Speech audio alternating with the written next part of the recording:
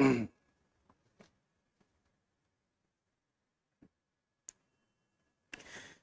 good afternoon, everybody. And once again, welcome to GS Core.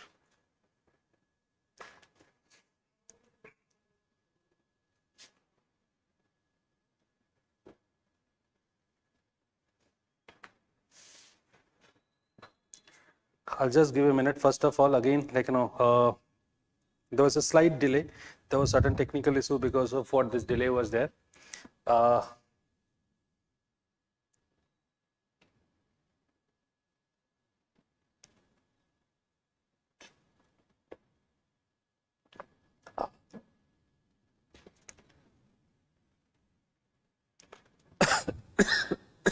Sorry. Fine. So let's come back to the point. Fine. So as you all know that we were having discussion for last 2 days, and in fact in the first class I just tried to discuss about the meaning of this particular subject, right? And how when it comes to history there is a specific meaning of it, and the meaning of the subject kept on changing over the period. So if you believe that history is a very stagnant subject which never changes, and in fact which never changes, and that's the reason because of for the same old content which had been written 5 decades before, if you are referring the same old content, even though it is workable for you, right, it is incorrect. And in fact, specifically coming to the last 3 decades, in last 3 decades, the way I did tell you that it has gone through some of the major changes. That is the way I had been discussing, basically when it comes to the changes which we are talking about, the changes were happening not only in India, but it is very much happening even in the world context. And when it comes to the world context, undoubtedly it has happened slightly earlier, but then the reflection of this is very much coming into even the Indian history. Maybe it is more noticeable in past 2 or 3 decades, and that is how the way the nature of the questions have started changing in the UPSC examination. The second thing that I did tell you, that if you have been keeping yourself very much based on PYQs, if you have been keeping your preparation very much based on the PYQs, then it is incorrect. And in fact if you have been following this pattern, unfortunately it is not going to give you great amount of return. And that is how just come out of this perception that only by preparing the PYQs you'll be able to somehow cover the syllabus in a perfect manner, because the moment you confine yourself to the PYQs, frankly speaking, you are facing you are going to face several difficulties or the challenges, because if you believe that the content of the history optional is only that much what you see in couple of books, then it is incorrect. Of course there were so many new dimensions are coming, several dimensions are with several new dimensions it is being written. That is how it is fine. So that is how I'll say that okay, fine, I had been discussing about this first lecture, and then coming to the second lecture. So second lecture I just tried to discuss about the changing trend of the questions. The way I tried to tell you that specifically when it comes to ancient Indian history, then medieval Indian history, and then modern Indian history, at least in these 3 parts you can find that there are changes. In fact, if I'll say about the world history, frankly speaking, even the world history is going for a couple of changes, but then the kind of changes what you find in the world history is slightly lesser as compared to the Indian history. That is acceptable, right? And that is how in world history you can keep a sort of simple approach. So as you all know that we are going to start with the world history segment, and that is how in today's class I am going to discuss everything in detail about basically this world history, and that what should be the right approach towards this world history, how it should be prepared, what kind of content should be referred, and then while reading about the world history, or while reading the content of the world history, what are the things that should be kept in the mind. That is these are the things what we are going to discuss today. But before I start today's class, I would like to give some certain ideas that how to do the classes, because that is very important. So when it comes to the classes which are going to start from 30th of June, the classes in my class, I always used to say one thing, if you have developed this pattern of only noting down the dictation, in that case, like, this is not the right way of doing it. I always used to say one thing, the moment it comes to history optional, it is also about the concepts, which part of the history you talk about. Ultimately, irrespective of that, there is one thing that you should always keep in mind, that you have to always understand the subject, because if you do not focus on the understanding part, in that case, frankly speaking, the kind of questions which are being asked, you won't be able to cope up with that. And that is how, don't rely on okay, there must be a sort of printed notes, or there should be some sort of written notes, handwritten notes, and you'll be relying completely on those notes, and that is how you're going to do it. In that case, unfortunately, you won't be able to score very good. And that is how, while attending the lectures, one thing that you always keep in mind, that divide the page into two parts, right? What are these two parts? Of course, there will be something which will be formally dictated, in this particular part, right? So there are certain things which were dictated in this part. So whatever is being dictated, that will be noting in this particular side. But then at the same time, what you are going to do, you are keep one portion or a substantial portion of your page, and it is good to divide all the pages, because in this particular part, when I am dealing with the concept, right? When I'm dealing with the concept, so it is not possible for me to dictate everything, because it is undoubtedly easier for you to read the things which are dictated. But then at the same time, the way I have been trying to convey one thing, there are so many things that needed to be covered. So it is not possible that everything is being dictated in a very formal way, because if you have been going to follow this particular pattern, in that case, it is going to consume roughly around 1 year to finish the whole syllabus, right? Already, as you all know, that the syllabus of the history optional is a bit vast, and in fact, nobody can refuse it. It is bit vast. How to minimize this vastness, that may be another question. And in fact, undoubtedly we'll try for that. But then it is very important to touch most of the topics which are relevant. And how, out of the syllabus, there are only a couple of topics relevant, that you cannot understand only through the PYQs. PYQ may be, to a certain extent, a sort of a supporting thing. But then apart from the PYQs, you also need to understand that what are the various changes happening, what are the, in which particular direction the history is inclining. That is also, to a certain extent, even guiding you that what kind of questions may be expected from the, So that's why don't rely completely on the PYQs. And if you are relying on the PYQs, that I have already discussed, in that case, undoubtedly you are increasing your attempts, nothing else. After writing 2 or 3 attempts, if you are realizing, okay, my pattern itself was wrong, my approach itself towards this subject was wrong, in that case, you all understand, of course, it is just wastage of the attempts. So don't waste even a single attempt, and from the first attempt only, be very careful that what approach should be followed towards the history, fine? So when it comes to attending the classes, this is the right way. And as I told you, that while this is not my pattern, because I have noticed that there were some in such certain people classes, I have noticed only the things are being taught in the PPTs, right? If the things are being taught through the PPTs, in that case, ultimately you have been confining confining your boundaries. On the other hand, I have also noticed that sometimes only the things are being dictated. The moment you have been emphasizing more on the dictation, in that case, undoubtedly again you have been missing so many parts of the history. And that is why I always give more emphasis to this part.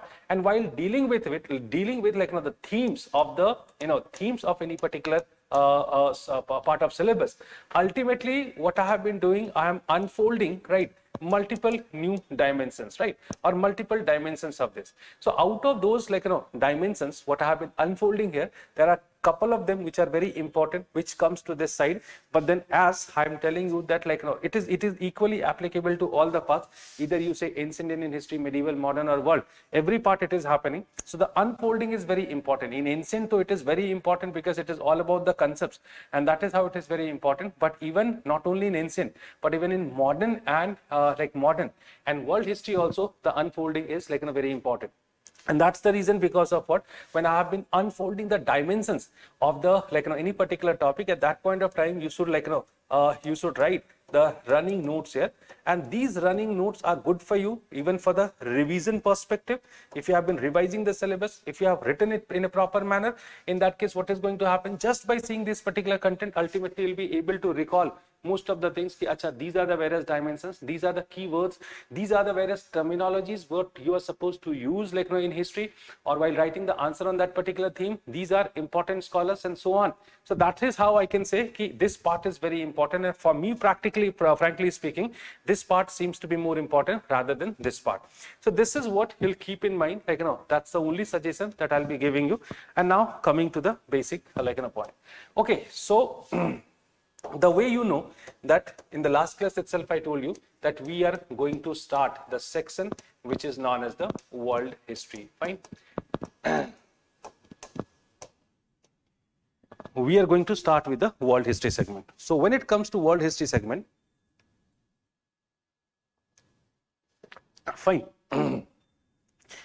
Now, one thing that you have to categorically understand, that when it comes to world history, it is slightly different from the ancient, medieval and modern, right? Or let's say Indian history.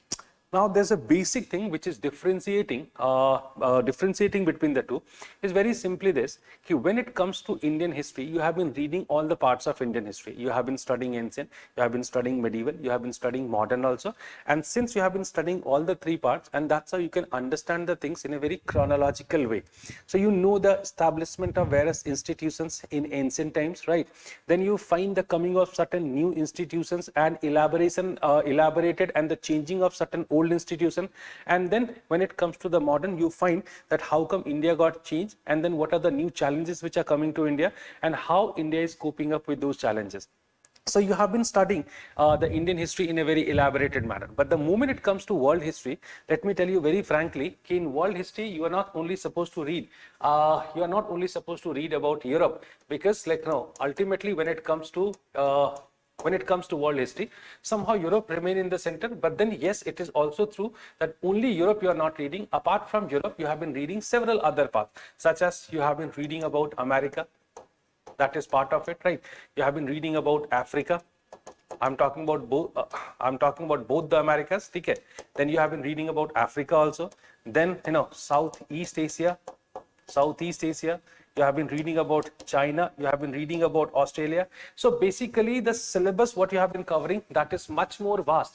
And since this part of the syllabus is very vast, and that is why I can say the approach towards this particular paper is very different, right?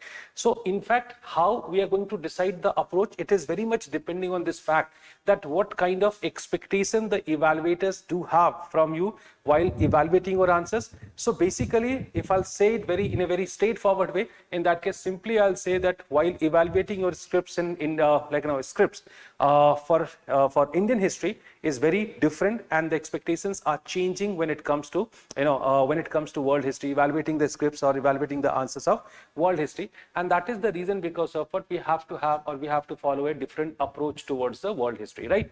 So since you have been reading the history of a sort of vast area, in terms of area it is vast, though in terms of time it is very limited. Why it is very limited? Because when it comes to the world history, you should always keep in mind that there is another word which is added here. That is what? That is modern world history, right? So since you have been reading the modern world history, that is the reason because of what I can say, that it is only covering a smaller part as compared to Indian history. And your history more or less starts from 17th, 18th century, right? Precisely speaking 18th century, and then most of the developments which are happening in different parts of world precisely after 18th century, they are mostly being covered here. So with respect to world history, you have to follow, or you need to follow a sort of different approach for world history. So in this particular session, precisely we are going to focus on the approach what we need to follow for world history.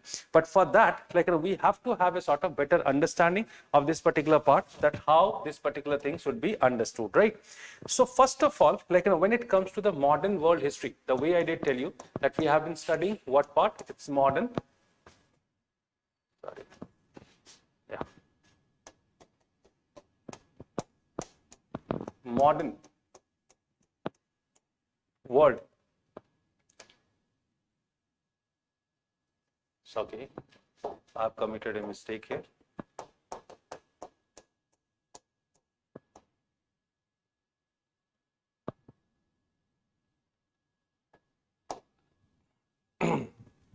Fine. So modern world, since we have been studying the modern world, now how it should be understood. First of all, when it comes to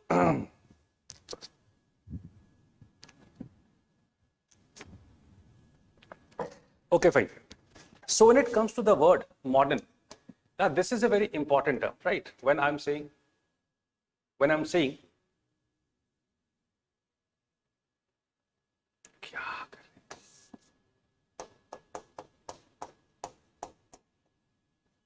okay, I think I'm out of my mind. Okay, something is happening to me. Okay, fine. So when it comes to the modern, like, what is this modern, right? Before I come to the exact definition of the modernity or the meaning of modernity, let me tell you that actually the history has been divided, like, in three parts. That's called as ancient. That is called as ancient, right? Then it comes to medieval, and then it comes to modern. So these are three parts in which the history has been divided. Now, first of all, let us understand this classification. This is also called as periodization of history. And frankly speaking, like, this periodization has been done by which sort of scholars? The European scholars. So mostly when it comes to the history writing, again, there is a very basic thing that you should always keep in mind, that the moment it comes to the history writing, undoubtedly as a discipline, it is precisely starting in Europe. And in fact, as Michael Foucault says, that knowledge is something which can be manipulated with the help of power.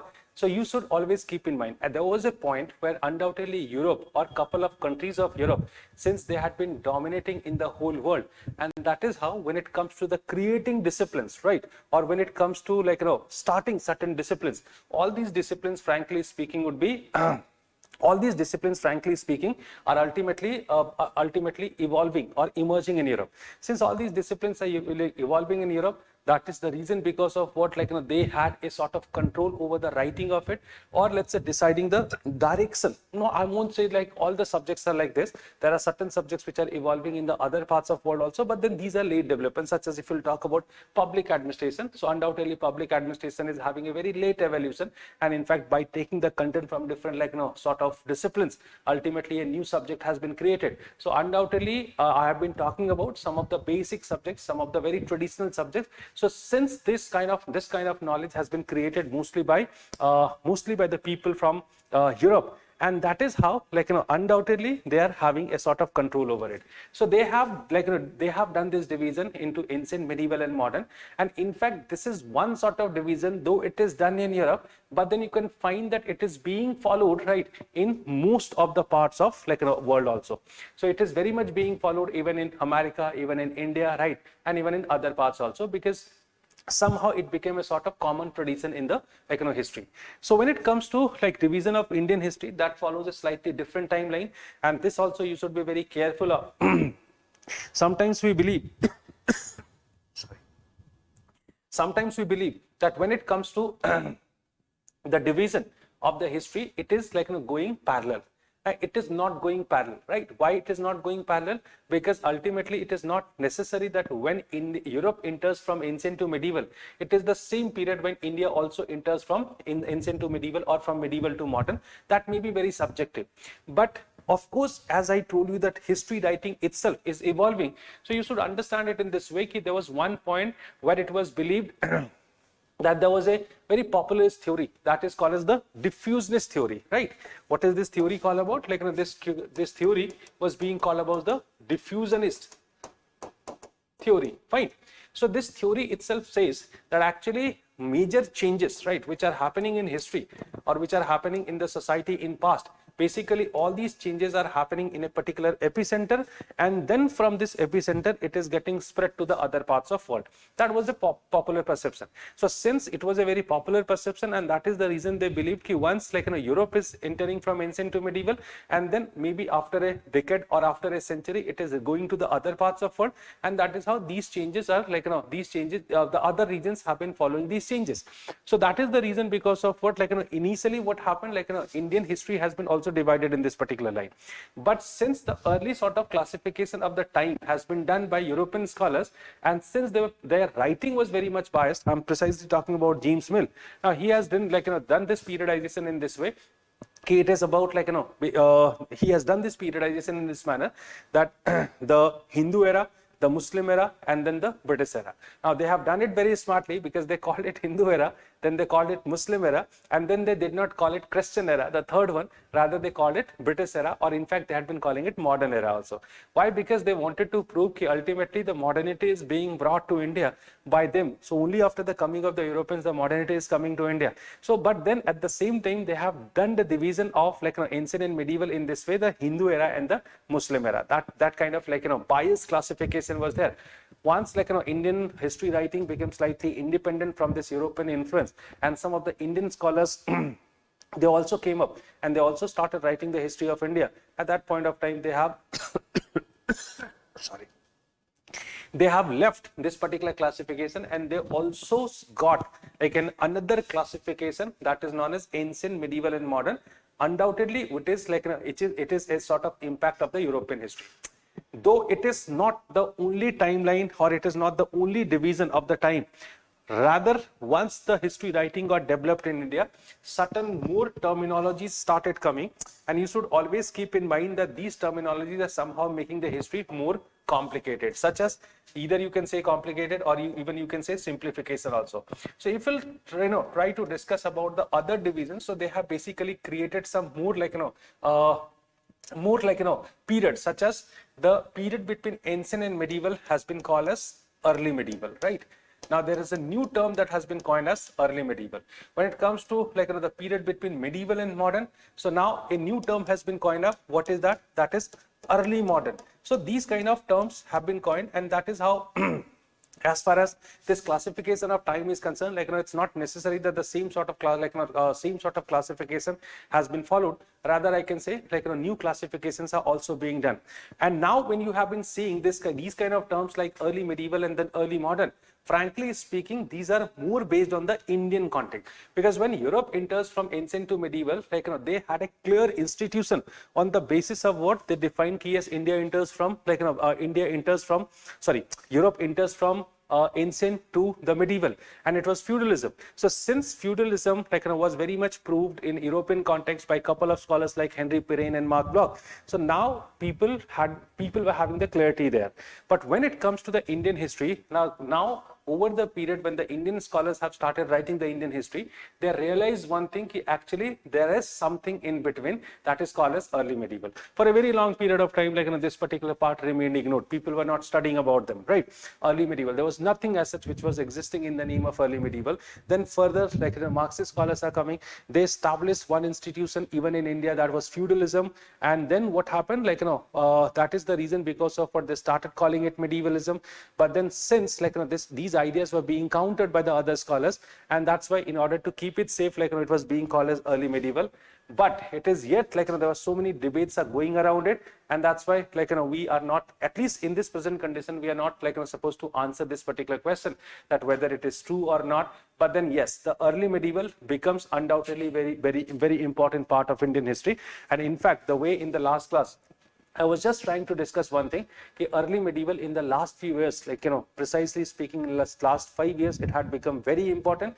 And frankly speaking, even I believe in this particular fact that if you really need to understand, if you really wish to understand the Indian history, by excluding early medieval, you won't be able to understand it. Because as far as this early medieval is concerned, it is known for establishing various institutions in India, and those institutions which are yet having the larger impact over Indian society, polity, economy, and everything. And that's how early medieval becomes a very important period in Indian history.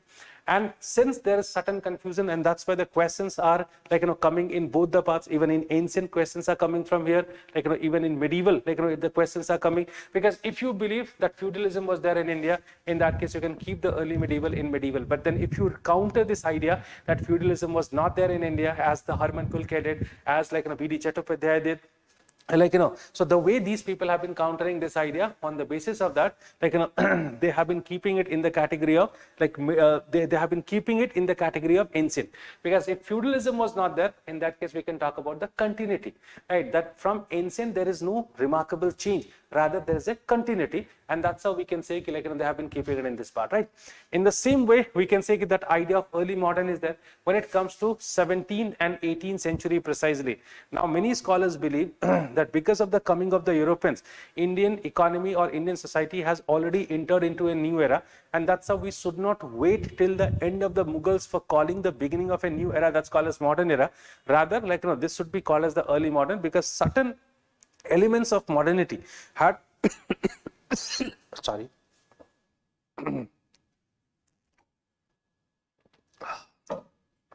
certain elements of modernity had already started coming.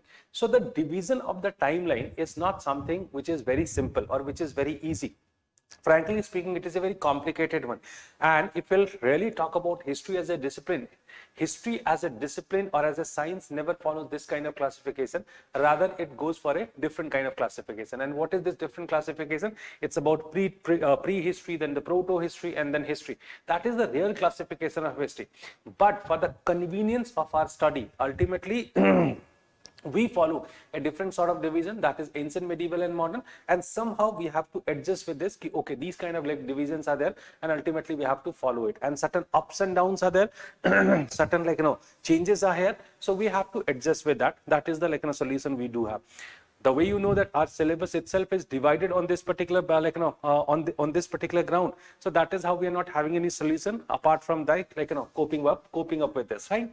So when it comes to this particular division from ancient to medieval and from modern medieval to modern, now what should be kept categorically in the mind, that these are basically these are not the real and the most authentic division, because as I told you that Indian history is following some of the, to a certain extent we can say Indian history is following the European framework or the European framework of time, and that's how these divisions are coming. So it is not necessary that the way it is applicable in the European history, we're going to apply it in the same way even in the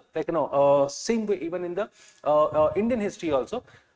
And the way about the Marxist scholars, somehow one of the biggest lacuna that we find in the Marxist scholars, that they have tried to sometimes follow blindly the European developments. And in fact, if we'll see the writing by the Marxist scholars right now, we do not have this much time to discuss about these kind of things. So sometimes they were very desperately trying to bring certain discussions in Indian history, which are somehow not very fit in Indian history, but they have been doing it. Why? Because they wanted to somehow break this particular monotony about Indian history, that it is an Oriental despotism is there, it's a non-progressive society, it was a barbaric society. In order to break break this monotony of monotony of the European scholars or less the Western scholars, the Indian scholars also wanted to prove the development of the same sort of institutions, the institutions which were there in Europe. And that is the reason because of what sometimes I used to say, that while studying specifically the history of modern era, you should always keep you should always go for a sort of horizontal connections. So what they did, they desperately tried to prove the existence of those organizations, and there are n number of such organizations or the institutions, not organizations, those institutions were there which should be which were brought into Indian history by the Marxist scholars. But then, since as I told you that Marxist scholars somehow Indian history is coming out gradually from this Marxist history, and that is the reason because of what the things are changing. So basically when it comes to this particular division, ancient, medieval, and modern, now on what particular idea it is precisely based upon? So basically it is based upon the certain structural changes coming into the society, and that's how it is changing, right? So basically when you move from ancient to medieval, it means that some of the primary institutions of the society which were prevailing in the ancient times, they're not prevailing anymore in the medieval times, and that is how it is happening. So such as they are seeing the breaking of or the ending of certain institution, in the place of them they find that feudalism is emerging, right? So instead of the empires, ultimately the feudalism, which somehow represented a different kind of polity, a different kind of economy, a different kind of society, and to a certain extent it was even having impact over the religion also. And that's how every important domain, either you say political, economic, social, cultural, right, religious, every domain is having a change. And that's how they imagine that actually Sorry, that's how they imagine actually the history or the society has entered into a new era. In the similar fashion, when it comes to the entry from medieval to modernity, now it is also based on the same sort of thing. Now the moment you talk about medievalism, it means certain features, right? It means certain features. And whenever you talk about these kind of features, frankly speaking, these features sorry, frankly speaking, these features, those which were the primary features of medievalism, they are ultimately they are left over, and then they are entering into a new era that's called as modern era. Fine. So if we'll see the modernity in the European context, if we'll see the modernity in European context, right? So the way I did tell you that ultimately what is modernity? So the way I did tell you that when society is largely changing with respect to its polity, economy, society, culture, religion, and so on. So basically, when you see that society is largely changing with respect to this, the the greater structures of the society, they are also changing. Then we started saying ki actually they have entered into a new era. Now if you'll see this concept of modernity, right, again you should keep in mind that I have already told you that this is basically a sort of classification done by the European scholar. These terminologies have also been used by them, and it is not necessary that the society is yet stuck into that. Now apart from modern, we have even started using the term postmodernism or postmodernity, but anyways this is not the right time to discuss about the postmodernity and all these kind of things. But then when it comes to modernity, basically there are a couple of events which started happening from 15th century to precisely speaking 18th century, and those events which were happening between 15th century to 18th century, frankly speaking, these have these changes have ultimately led to the beginning of a new kind of society. If I'll talk about the changes which were happening, or the way the changes were happening in Europe, I can precisely talk about three important events which had led to the development or the emergence of a new kind of society in European context. And now what is it? First of all, you know about the Renaissance. So when you talk about Renaissance, maybe many of you are pretty new, and in fact you might not have about Renaissance. Then you should know that Renaissance seems to be a sort of cultural movement taking place in Italy, but then don't misunderstand it only with this cultural sort of cultural movement. Though Renaissance seems to be a cultural or a sort of literary movement, but then frankly speaking, Renaissance is having impact over some other dimensions of the society also. So it is not only impacting over the it is not only impacting over basically the culture, rather it is impacting the other dimensions or the other domains of the society also. And then Renaissance is further being followed by the Reformation, and during the period of Reformation you can find that ultimately what happened, certain religious reform movements are coming into existence, and finally you see another important change in form of Enlightenment.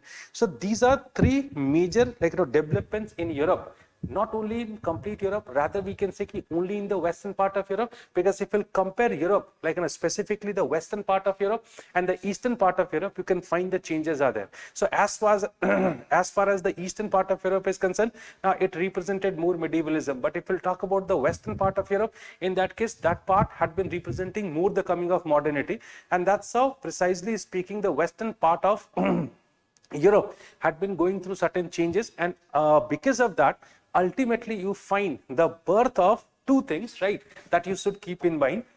What are these two things precisely speaking? One, you can find the birth of new ideas, right, and you can find the birth of new institutions, right. So what is modern?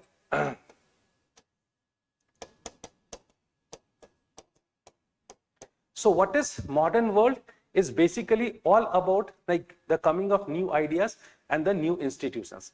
And in fact, these two are also not very separated, right? Rather, I'll prefer to say that whenever these new ideas are coming, so these new ideas are having its impact over the institutions, and that is how we can say that Europe is entering into a sort of new era or a new period. Fine. When you talk about the coming of these ideas and the institutions, as a result, what happened, again you will find that every domain. So again, if we'll talk about the polity, so you know about the emergence of a new concept, that is nation state. The nation state is coming. Nation state is very different from the kingdoms and the empires. So by the period of medieval, he kept on dealing with the concept of kingdoms and the empires. Now kingdoms and empires are very different, as compared to very different from the concept of concept of nation or the nation state. Whereas nation and the nation state is more about basically a territory, and in fact territory and other things, right? On the other hand, when it comes to empires or the kingdoms, it is precisely about one particular person or any individual, and that's how this a new concept is coming. In the same way, the moment you talk about economy, now it has been also going through a sort of change. So if we'll talk about the economy, in that case, frankly speaking, you can talk about basically new kind of economy which is appearing now, mercantilism, right? So mercantilism is very different from the trade and commerce. Now many of you might be confused that trade and commerce was there initially also, but then trade and commerce is merely trade and commerce. But then when you talk about mercantilism, you should understand that again it is a sort of new idea, the idea which had started defining or which had started fixing the role of polity or role of state into the mercantile activities, and that's how mercantilism becomes a sort of policy. This was a new thing, or the new institutions or the new idea which is coming. In the same way, when it comes to society, the society is also changing, and in fact society is changing with respect to many things, the way we can say the religion is getting less less influential. Earlier what happened, this is one of the important feature of medievalism, that when you talk about medievalism, at that point of time religion used to be very dominant, and religion and polity combinedly had been controlling the life of the people. And in fact there was a nexus between religion and polity, and because of this coordination and the nexus among the people, nexus and the coordination between basically the polity or the political the political principalities or the political players, and then the religious heads, what happened, they had been making the laws and everything, and that's how the life of the people used to be very important at that, was not very important at that point of time. And that is how we can say the religion and polity were considered to be the major sort of institutions at that point of time, and the individuals did not play a very important role, or in fact they even did not matter. But when it comes to the movements like Renaissance and all, what happened, one of the important change of it, that humanism, right, is appearing as one of the ideas. What is this humanism? Where individual becomes important. If I'm a common man, and let's say if a common man is dying in a political battle, in that case, earlier what happened, I'm just telling you about the notion. So if a common man is dying because of a war being fought between the two empires or the kingdoms, in that case it was not a big issue, right? It was a very normal issue. ठीक है, मर गया, कोई बात नहीं है. Because humanism did not prevail at that point of time. But the moment after Renaissance and all these changes coming in Europe, the way you find that the humanism is becoming or is coming as one of the most dominant ideas, because of what you find that now the individuals or the life of the individual has also become very important. And that's how we can say that in society it was somehow marking a bigger change. Same way we can say religion, which is already going through a sort of change. Now religion is not somehow having this kind of control, or let's say this kind of hold over the society, polity, the way they were having earlier. And that's how it is also going through a change. The way that different forms of Christianity are appearing. Now it is not only the Catholic form of Christianity which was mostly being represented, which was mostly being represented by Pope and all. Now this Catholic form of Christianity was challenged, and that is how multiple new forms of Christianity had started appearing. So there you can talk about such as Protestant form of Christianity, that is the most important one. Apart from that also we do find the Anglican Church, we find the Calvinism, we can find the Presbyterians, right? So there are so many new forms of Christianity were coming, and they had been somehow giving more leverage to the society, more space to the society and the individual, and that's how we can say the changes were there in the religious domain. And then cultural changes were already there, that had started from the Renaissance. That is how when you talk about the beginning of modernity or the entry of Europe from the medievalism to modernity, you can find that so many structural changes were there. And that is the reason because of what the concept of ideas become very important in the world history. Because when you talk about these changes, whether these changes were precisely material or they were happening because of the ideas, I'll come to that point later on. But then ultimately you find certain structural changes in the society, and they were to a certain extent being led by certain emerging or certain new ideas which were emerging between 15th to 18th century. That's how they are becoming important. Fine. So Europe has been entering from from medievalism to modernity with respect to the changes happening here. And in fact, in every change what you have been talking about, there is one term which is playing the most important role. And what is it? That is rationalism. Fine. This is the most important word that you should understand with respect to the modernity. What is this rationalism? Rationalism is basically a sort of rationalism is something, a sort of idea which is talking about the logic behind everything, right? So if you do not have the logic, in that case anything could be justified. I think the best example for this would be sati. Now sati was being practiced in India. Aap sabhi ko pata hai that sati was regularly being practiced in India. Now can you justify it by giving certain logic? No, it cannot be justified. The only logic which can justify it, religion asks for doing so, and that is why the people should follow this practice. That is the only justification. So this is the reason because of what I had been trying to connect the religion with the changes coming into the society. Because by the time in any particular society, if the religion remains very dominant, in that case, frankly speaking, that society could not become very rational. No, there might be n number of examples for it.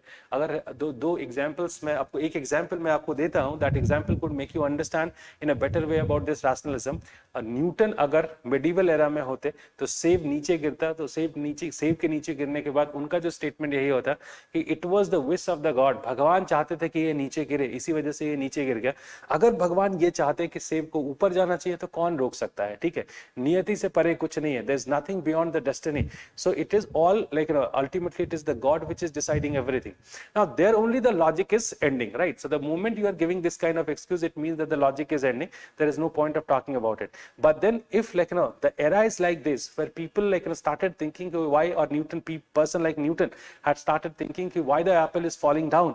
In that case, ultimately there is immense amount of progress in science. Anyways, we can connect it to multiple other things. I'm not willing to get into that. So basically you can find that these kind of changes are coming. The rationalism is somehow one of the core that could be noticed in most of the changes which are happening here, such as when it comes to the polity. Now the way medievalism is ending, and then kingship was ending, and in place of kingship, the concept of rule of law is coming, right? What is the rule of law? It means that everybody is supposed to enjoy certain rights, and that is the rule of law. So अगर पहले किसी राजा की ये मर्जी होती कि जो मुझे आज आदमी की शक्ल पसंद नहीं है, इसको अभी मरवा दो, so I think there was no rule of law, there was no rule which could have protected that person.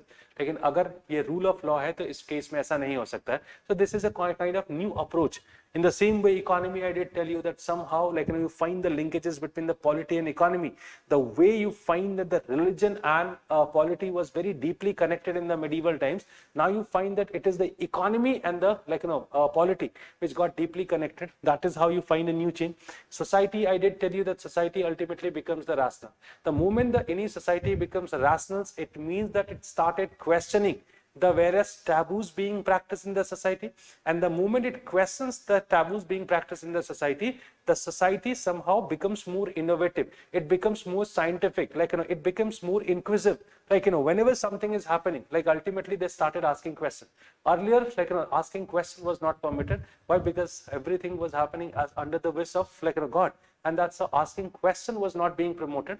But then the society is changing, and then asking question or the inquisitive nature is being promoted. That is the significance of this particular part. Okay, religion I did discuss, culture I also did, so every part you can find that the elements of rationalism is coming. And then again, I cannot say that when it comes to the concept of rationalism, so it is not necessary that what you consider as rational, it is not necessary that same thing is being considered rational by the others also. Again and again, I keep on focusing on one fact, that yes, it is true that the history of or in fact the knowledge is something which is largely being manipulated and controlled by the Europeans, and that's how all those things that we have been talking about, these are neither my concern. Maybe out of them or out of these concepts, I'm not convinced with many things, right? So probably what was considered to be a sort of rational thinking in 18th century or 19th century, it is quite possible that these things do not remain as rational in the present times, and there might be n number of such examples. And that is the reason because of what ultimately every state has been thinking in this way, they do need to bring certain changes in their legal system, in their democratic system, and so on. Why? Because that is also changing. But then what we have been trying to consider, trying to discuss right now, it is something basically which is given to us by European people. Fine. And again, I'll repeat the same thing, that yes, it is largely being controlled by the Europeans. That you should always keep in mind. So basically, what is modernity? This is how India, Europe is entering into modernity. Now, it is not necessary that when Europe is entering into modernity, all the parts of the world had started entering into modernity. That would be completely incorrect to say. And that's how when I'm saying this, that coming of modernity in Europe, it is because when it comes to the European modernity, frankly speaking, now there is a sort of a group of historians, they believe that when Europe was there in the medieval era, right, or Europe was having the medievalism, at that point of time, we'll find that at least the Middle East and India were far ahead than the Europeans, right? And that is why sometimes this debate is also there in history, that to what extent it is correct to say that Europe was entering from medievalism to modernity, but then is it correct to say that the Middle East, Central Asia, and then most importantly India, they were also having or they were also dealing with the same phase? The way you find specifically if it comes to the Muslims, right, precisely speaking the Muslims, so that Islamic world had been going through a sort of or else I should say in this way, that when you talk about the Islamic world, it had great amount of mobility. So probably when you talk about the European society during the medieval times, it was known for its progressiveness, it was known for its rigidity, it was known for its social taboos, and let's say social taboos, and then stagnant society. But then it is incorrect to say that the rest of the parts of the world had been also going through the same phase. So there is a counter argument, actually the medievalism might be very much correct for the Europe, but this medievalism, the idea of medievalism is not very much correct for the rest of the parts of world. But then since we are not supposed to study the medieval world, right तो हमें इसमें जाना नहीं है, तो जिस दिशा में जाना नहीं हो, जिस रास्ते में जाना नहीं उसमें जाके क्या करें, छोड़ देते हैं उसको हम. We won't be talking about that, right? So you can understand, yes, this is the European concept of the entry of Europe into modernity, and that's how you see that Europe is transforming, Europe is changing. So basically, if we'll talk about your syllabus, right? So from where exactly your syllabus starts? From here only your syllabus starts. Fine. So this is this is a sort of birth of a new Europe, and because of this birth of new Europe, ultimately there are several changes that had been noticed in various parts of world, right?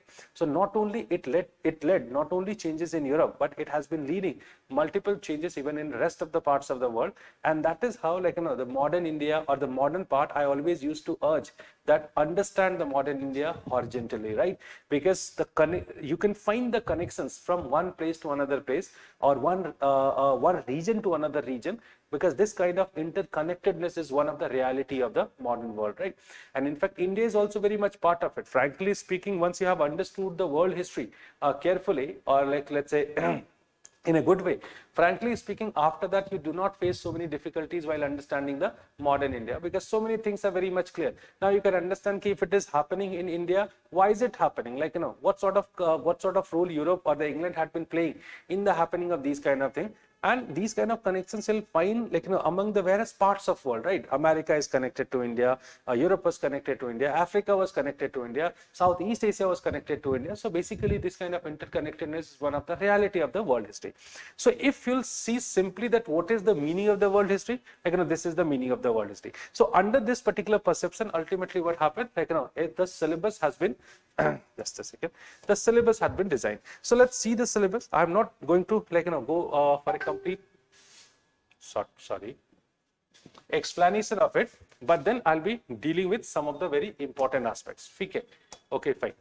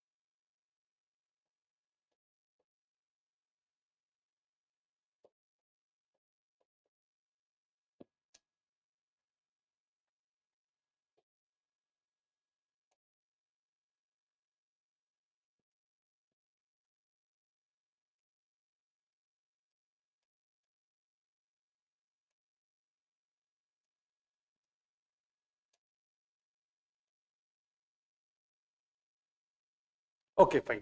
So when it comes to syllabus, probably it is a bit small for you, but then, okay, I hope you can adjust with this. Okay, fine. So your syllabus starts with the Enlightenment and the modern ideas. Fine.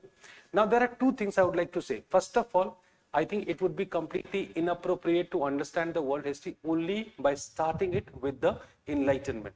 The way I did tell you that if you'll talk about Europe, so you should talk about basically Europe from the 15th century, when at one hand you find the end of feudalism, right, which is the core feature of medievalism.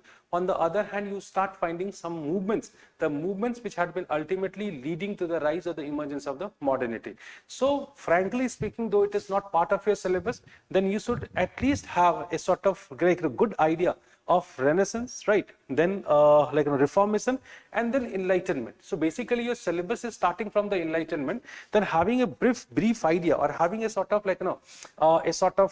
conceptual idea of Renaissance and Reformation could help you in understanding the the modern world in a better way. Fine.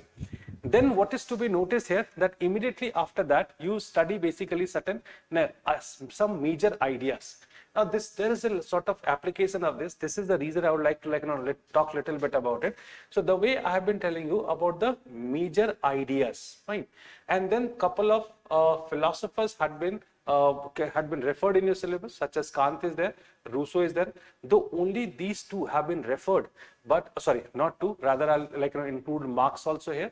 So basically Kant, Rousseau and Marx, these three scholars, these three philosophers had been included in your syllabus, but there are a couple of other philosophers as well, right, which might be important for you, but then since they are not directly referred in the syllabus, and that's how we can have a sort of conceptual understanding of them, what are the major ideas they had been dealing with. But then the thing what I was willing to discuss here, that your syllabus starts with certain ideologies, certain philosophies. Why? Because the way I did tell you that the coming of modernity itself is the result of the coming of certain ideas. And I hope you can understand when, maybe in last lecture, I had been discussing about one of the great philosophers that's called as Hegel. When you talk about Hegel, what did he say? He said that most of the changes which are happening, in the world or in the society, it is basically the result of a conflict between the ideas and the counter ideas. So the way he talks about thesis, antithesis, and synthesis, it is something like that. So basically, when you talk about the 15th and 18th century, the period between 15th to 18th century, what was going on? That conflict between certain ideas or certain thesis and antithesis was going on. As a result of that, when this conflict is going on, because when you talk about medievalism, it is one set of ideas, which were the most dominating one. So the medieval ideas were the most dominating one. But the way I did tell you that whenever certain ideas are dominating in the world, you always find that certain counter ideas are also coming. So basically the period what you talk about as the transition period, so this conflict between the ideas and the anti-ideas or the opposite ideas were going on, and ultimately, as a result of that, you find the coming of certain new ideas, and these are the new ideas. What did I tell you for Hegel? When you talk about the ideas, these ideas are more or less somehow defining. These ideas are more or less I can say that they had been now deciding, or they are becoming the most dominant one, and that is how they had been deciding most of the things. Fine. So when you talk about when you talk about this, so frankly speaking, what happens, you find that these people have started defining the society in a very different way, and that is the reason because of what these ideas ultimately led to certain institutional changes in the society or in the world. So when I'm saying institutional changes, it means that I have been talking about certain material changes. So frankly speaking, I have been talking about two significant kind of changes which are happening. And what are these? Ideological changes, and these ideological changes are ultimately leading to certain material changes, materialistic changes. Frankly speaking, if I'll tell you about the world history, it is nothing but the ideas and its impact, right? Or ideas or its practical or the material impact. So sometimes people used to say, what is the modern India? Sorry, modern world. So modern world is all about the political history. I don't believe that modern world is all about the political history, right? Because I think in the current era, there is nothing as such which could be called as political history. And in fact, the moment you talk about the polity is not beyond the society, right? Polity is merely the part of the society. It is one of the domain, one of the aspects of the society. And that is how ultimately history focuses on what? History focuses on society. And polity is one of the dimensions of it, right? But then you should always understand that when you talk about the syllabus or when you talk about the content that you need to cover in the world history, frankly speaking, in the world history, certain ideas are coming and these ideas are getting certain changes. So basically, when you saw certain ideas, as a result of that, you find the origin of some modern politics. What happened? These ideas are somehow getting a change in which particular domain? In the political domain. And as a result of that, like, certain more changes that can be noticed, that is in terms of American state system, right? These ideas are those which are leading American Revolution, because there is a direct connection between the, between them. Then it is dealing with the French Revolution also. So certain ideas are there. These ideas are somehow getting certain changes, and they appeared in which particular form? They appeared in the form of certain revolutions. In fact, when it comes to Civil War of Abraham Lincoln or the abolition of slavery, these are nothing but the impact of this. So basically, that world history is what, the world history is coming of coming of certain new ideas, and then the way I did tell you that these new ideas had been leading further certain changes. Now these changes may be political, social, economic, and so on. So basically, never ever try to understand history with respect to one dimension, because when it comes to world history, frankly speaking, though they haven't entered much into the social history and then religious history or the cultural history, and in fact yet I believe that they have lesser scope to enter into these domains, but at least when it comes to the various ideas, they had been marking changes in polity, right? Yes, there are some greater changes they have marked in the economy. And the way I did tell you that the moment it comes to understanding world history, you should understand the world history with respect to two major ideas. One is ideology, and the second is the materialistic changes. And that is the reason because of what economy is playing very important role. If we'll see, or if we'll try to understand the various developments happening in the world history, specifically I'll say the history writing, so you'll find that there are two different sort of set of historians are there. And these historians have been either giving preference to the ideas, or else they have been giving preference to the materialism. Fine. So at one hand, if we'll talk about, let's say, Hegel, so the way I did tell you that he is saying his ideas are more important. The moment you talk about Karl Marx, now he is giving more emphasis on materialism, or let's say the economic reasons, which are somehow marking certain changes. So this is a sort of common phenomena that could be noticed in world history, and that's how the way I did tell you that if you'll see the history of world, in that case you'll find that it is divided between these two lines, or specifically when it comes to the history writing of the world, it is precisely based on these two things. So at one hand, if we'll talk about certain scholars, such as if we talk about E.H. Carr. Now, E.H. Carr has been writing the history more on the basis of what? Initially he was giving more preference to ideas, but later on he's slightly switching to the materialistic changes, right? On the other hand, if we'll talk about Eric Hobsbawm, Eric Hobsbawm जो है वो ज़्यादातर material changes की बात करते हैं. When it comes to Benedict Anderson, now he talks more about ideas which are marking the changes. So world history had been written with both the perspectives, and somehow we have to have a balance between the two. Then how come materialistic or let's say ideological changes and materialistic changes could be could be understood together, and in fact both of them had been leaving impacts over other, because if the ideas you talk about, the ideas should be also understood with respect to certain context. You cannot understand the beginning of any idea.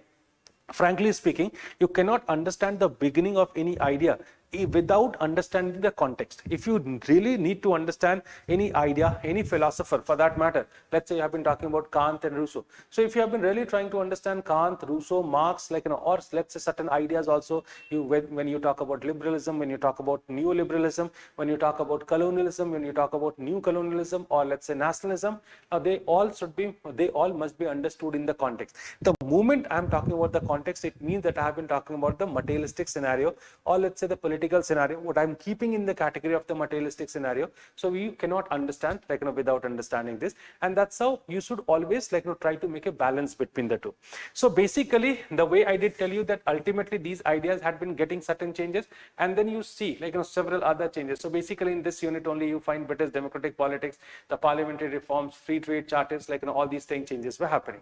Now as a result of this, the way I did tell you that somehow mercantilism comes up as one very important idea, and then you see the further changes is coming in form of industrialization. Now industrialization is again a sort of materialistic change, and in fact whatsoever topic topics that you have been studying here, the English Industrial Revolution, then in the other countries like USA, Germany, Russia, Japan. So basically, because of certain ideological changes, the way the sciences are making immense amount of progress, the way certain economic pressures were there, and that is the reason ultimately the society had been going for another revolution that's called as Industrial Revolution. The Industrial Revolution, which is somehow marking a sort of great change in the production activities, or most importantly saying in the mode of production, which led to many changes further, because you should understand everything in a continuity, because they are in a continuity. Then further it comes to basically nation state system. So basically it is again the coming of a new idea that's called as nationalism. So if you wish to understand the nationalism, is it possible for you to understand nationalism without understanding the context of the period? It is impossible. So you have to understand, and in fact this is the right way, or this is the right approach towards the world history, that always understand that what was the context that ultimately the idea like nationalism is coming. And then once this idea of nationalism is coming, so this is the ideological change, and this ideology has been putting or has been bringing further certain more changes. That's how you see the changes are happening here. Fine. So this is ultimately appearing in multiple other changes. Unification, the nationalism, state building in Germany and Italy, unification basically, disintegration of the empire in the face of emergence of the nationalists across the world, imperialism, colonialism. Again, it is a new thing, and then again, these are new ideas. So first, you have seen, one ideological change, right? Then second ideological change, third ideological change, and now we are coming to the fourth ideological change. In fact, these ideological changes are also connected to each other.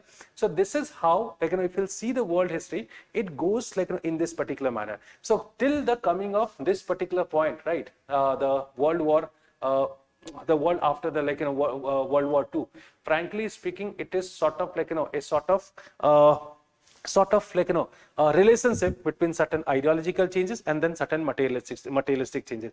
So if you have fit if you fit this in your mind, okay, this is these are the topics which are which we are supposed to study, then you have to link it with basically the context of it. You have to link it with certain ideas, and then the things would be very much crystal clear. That is the reality of it. Fine. And then hereafter, again, the world war of the world after Second World War. Now again, it is about coming of certain ideas. The way you know that the Cold War is coming, then the non-alignment movement is happening, and then certain institutions are appearing. So basically, this is one idea that we should understand. And then it is about the colonization. Liberation from colonization, or let's say the decolonization. So then and another idea appears, that is decolonization. And decolonization is not merely about freeing certain countries which were colonies. Decolonization was also a sort of major idea which appears. You might be remembering the Atlantic Charter, and then the pressure which was being built by USA, Russia and all these countries. So basically there are certain changes are happening, right, or certain ideological changes are there. And when you understand these ideological changes, again, they might be influence of basically certain materialistic changes, right? Not necessarily always, but then might be influence of this. So this is these are two perspectives in which you should understand the world history. And then finally it comes to disintegration of Soviet Union and the rise of unipolar world, and that is how your syllabus is ending. So if you'll see the syllabus of the world history, that is the simplistic interpretation of the syllabus. Fine. Now, as you can see that within here, we are more or less touching all the parts of world. We talk about Europe, some of the very important developments are there, in terms of Europe. Then apart from Europe, we have been talking about America also. Yes, America is also contributing in this. Then we also talk about Africa, and then Southeast Asia, China, and then all these parts of world. So basically, this is a general this is a sort of general development of the things happening in the world history, and they all are interconnected to interconnected to each other. So while reading this world history, these are some couple of things that you have to keep in mind. Now, when it comes to the approach, what we are going to follow while studying this world history, let me tell you very categorically. So when it comes to world history,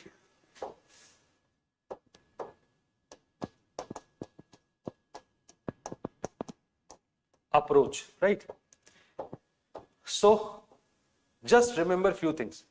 As far as this approach is concerned, the first thing that you should keep in mind, that world history is basically what certain ideology and certain material, certain ideology and certain material changes, right? So combinedly, these two ultimately is marking so many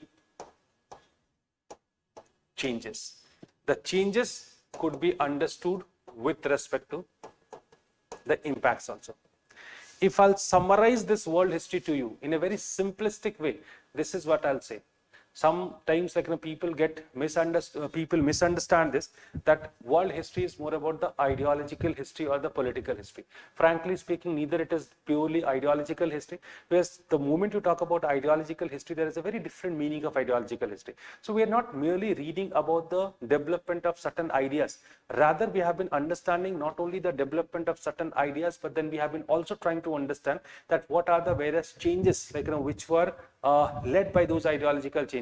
And the way I did tell you that it is that story of Murgi and Anda, that which one is coming first, right? Whether the ideas are coming first or the materialistic changes or the context were coming first, like, which had been leading the growth or the development of those ideological changes. That is how, like, it's very complicated. And in fact, the moment it comes to this, like, probably it brings the another requirement for you. And what is this? Like, that is basically the concepts. So if you believe that you can understand the world history with respect to what? You can understand the world history with respect to basically the causes, nature and the impacts, or most importantly, you focus more on the causes and the impacts. If you read any notes of the book, what it does, it basically gives you the causes and the impacts. That is how most of the topics have been covered in the books also. If you are not reading any specific book or any very a conceptual book, in that case, most of the time you find that it has been dealt in this particular manner. How is it being dealt? As I did tell you, that actually it is either dealing with the it is either dealing with the causes. Okay, if industrial revolution is there, what are the causes for it, right? What are the impacts of the industrial revolution? Industrial revolution got finished, but then don't follow this concept of reading it in this way. Undoubtedly, we need points to write the answers. But then if your concepts are sound, you will be able to write the points without any difficulties, without any problem. Trust me, this is the reality, right? So first of all, first of all, focus more on developing the concepts, that you can link the topics, right? If you are not able to link the topic, whereas the way I did tell you that while reading world history, if you believe that you should you have to read only the political history, and that's how the interconnectedness between the political history, economic history and the social history also. Let's leave the cultural cultural or the religious history, but undoubtedly there is some sort of relationship between them also. But अगर हम वो छोड़ भी देते हैं, तब भी कम से कम 3-4 डायमेंशंस हैं जिनके इंटरकनेक्टेडनेस पे हमें और इंटरडिसिप्लिनरी अप्रोच पे हमें काफी फोकस करना पड़ेगा, ठीक है? So what you need to understand कि ultimately it is a development like this, and that brings certain concepts, and that is how you believe in the unfolding on the concepts also, right?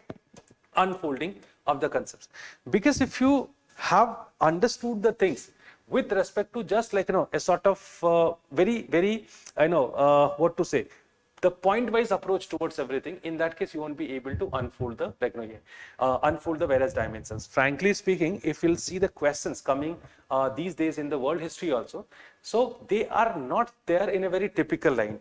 There might be so many examples, let me see, let me tell you one or two examples, such as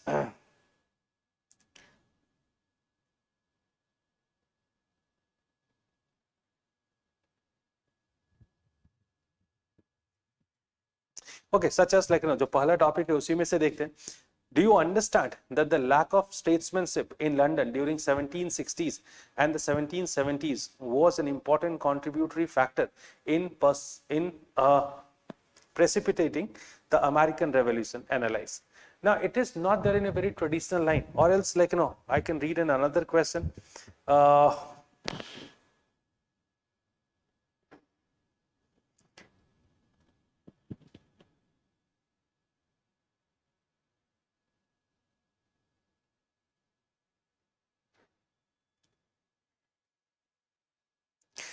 The American Civil War was the result of disparity of needs of industrial North and agrarian South. Now, this is a sort of like, if you have studied this part, like, this is quite easy. That's not very tough. So, in fact, like, in this part, you can find that there are so many questions, like, which are based on so many new dimensions, like, new dimensions also.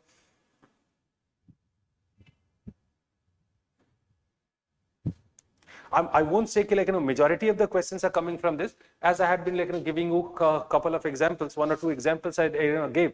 So basically, if we'll talk about these examples, in that case, I can say that they, though like, the number of innovations in the world history is slightly less than the innovations what they have been doing in the Indian history, yet I can say the better understanding of the world history can help you to write like 3 questions from the world history.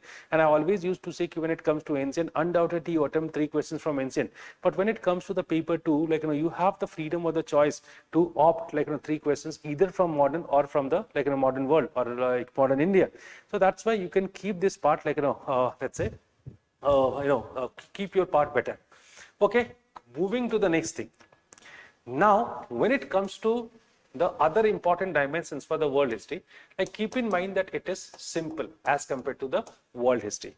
As compared to the Indian history. Now, the point is that why it is considered, or why is it believed that the world history is being simple. One thing I have already told you, that it is very much, though I do not believe like, that world history is simple. Why? Like, I don't believe like this, or don't believe on this. Frankly speaking, when you talk about like, world history, so even the like, people from UPSC, they understand that you have a sort of Leviathan task to cover. Now, there are so many parts of history that you need to cover here, right?